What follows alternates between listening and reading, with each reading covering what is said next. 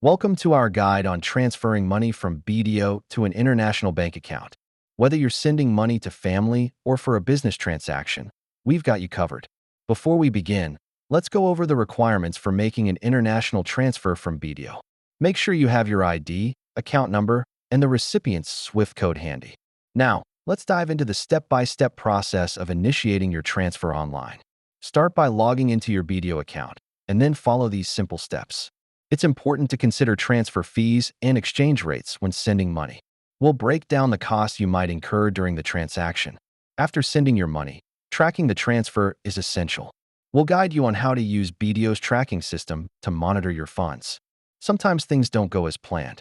Let's cover some common issues you may face during your transfer and how to troubleshoot them effectively. When transferring money internationally, safety and security are paramount. Here are key measures to protect your funds. If you encounter any issues, BDO's customer support is just a call away. Let's explore the options available for getting help. In conclusion, transferring money from BDO to an international bank account can be straightforward if you follow these steps. Remember our key takeaways, and happy transferring.